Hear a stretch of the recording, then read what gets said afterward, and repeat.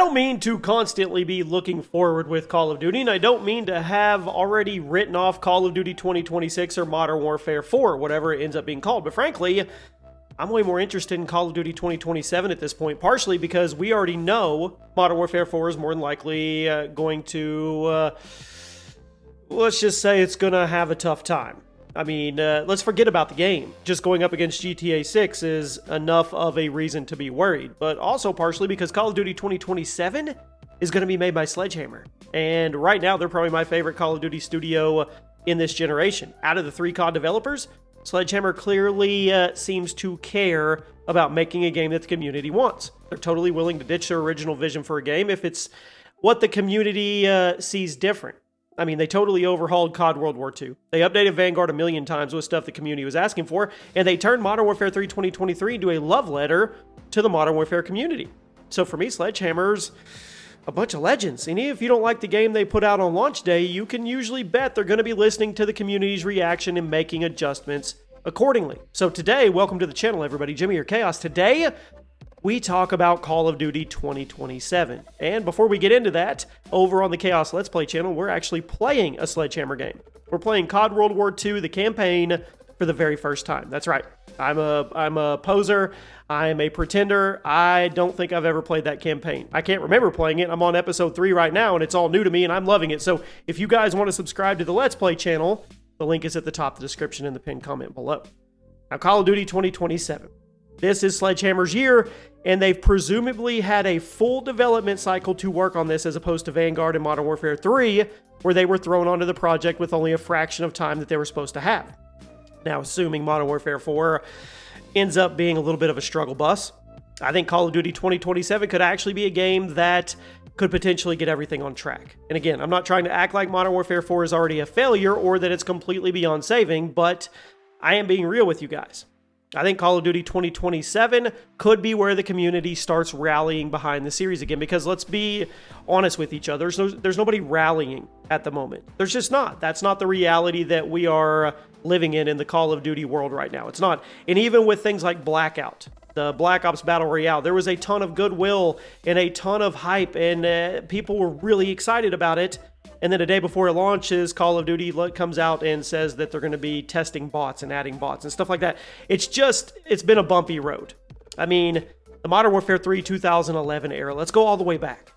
This was the first Call of Duty game Sledgehammer ever got their hands on. They were brought in specifically to do the multiplayer of OG Modern Warfare 3 after there was a mass exodus from Infinity Ward.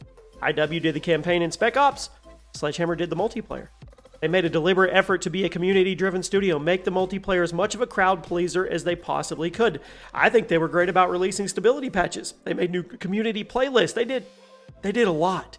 The post-launch support for Modern Warfare 3 was the best in COD history at the time, and Sledgehammer solidified their place in the community. And this was also the first time, but certainly not the last time, that Sledgehammer had to take assets made by another Call of Duty studio and make something crowd-pleasing out of them. That's not easy work, my friends. Then we fast forward. The Advanced Warfare era. Love it or hate it, I know it was the Wild West, but man, was it exciting at the time. I still remember going to Sledgehammer Studios and them showing us Advanced Warfare and supply drops and all the customization for the first time. We were blown away. This was the first time Sledgehammer was given a full development cycle to make their very own project, and as far as I can tell, it was also the last time that they were allowed to do that. Advanced Warfare may not have been everybody's cup of tea, but it was by far the most innovative and unique Call of Duty game ever at that time. Maybe ever, period. Well, maybe not. Black Ops 3 is pretty crazy.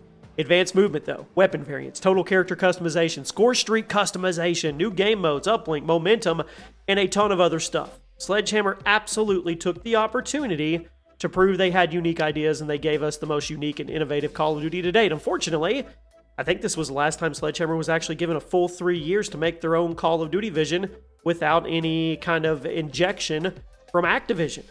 Then we get into the Call of Duty World War II era. Like I said, playing that campaign over on Let's Play right now. The campaign's awesome. I mean, nobody from Sledgehammer has ever came out and admitted this, but there is pretty overwhelming evidence that Call of Duty World War II started development as Advanced Warfare 2.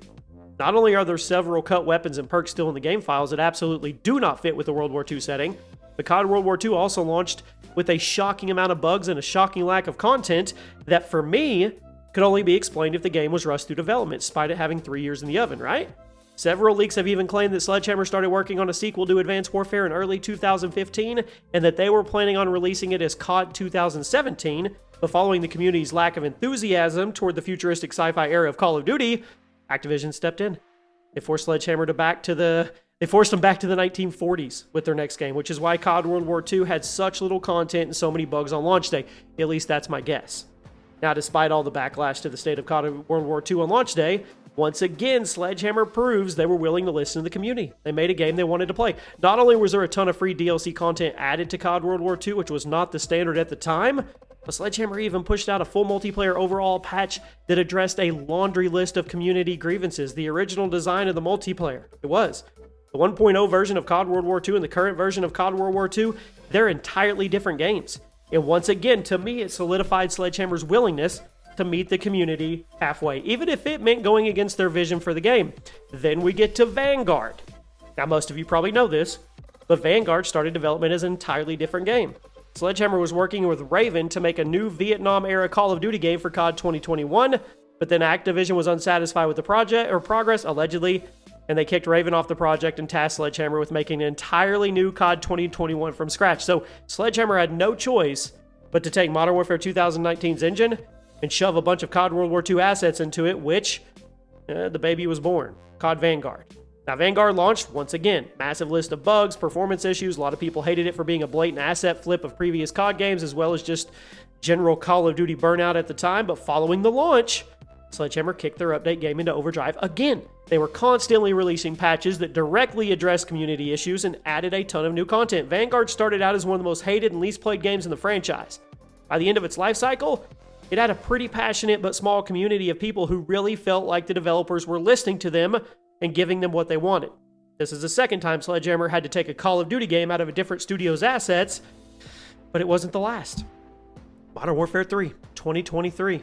Once again, tasked with building an entirely new game out of the Modern Warfare 2 2022 assets because the original plan to make Modern Warfare 2 a 2-year game, well, that was dropped.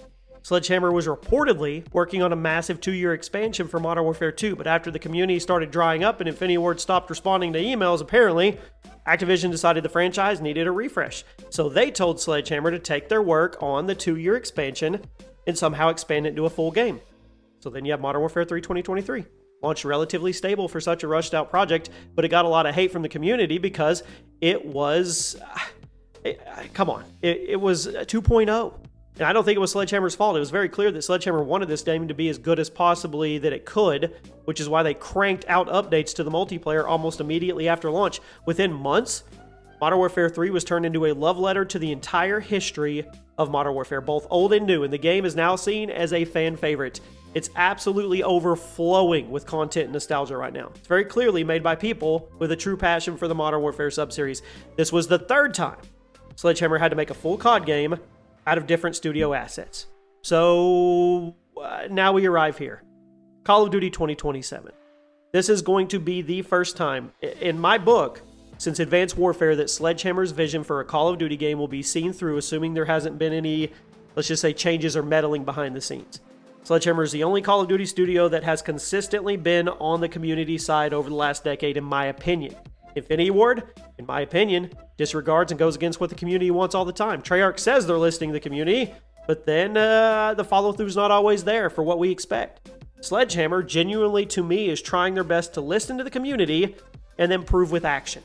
I mean, 2027, a truly community-driven COD game? That's exactly what the community needs after Modern Warfare 4, because if Modern Warfare 4 ends up being even remotely close to the game that was leaked by Ghost of Hope, we're all in trouble. We know we are, but maybe it won't. We're going to be positive and hope that it ends up being something good. It just has a lot of things going against it, a lot of things out of its control. So yes, for me, it's eyes up and forward, looking past and really starting to get excited what we could be seeing from Sledgehammer, because I don't see how it's not a brand new subseries. Unless they hit us with Advanced Warfare 2, we're probably going to see whatever Sledgehammer has been creatively cooking up in their head as a brand new subseries. And I've said it before, we need new subseries. We need to retire Black Ops and Modern Warfare. That's just plain and simple. Let me know what you guys think. I'll see you soon.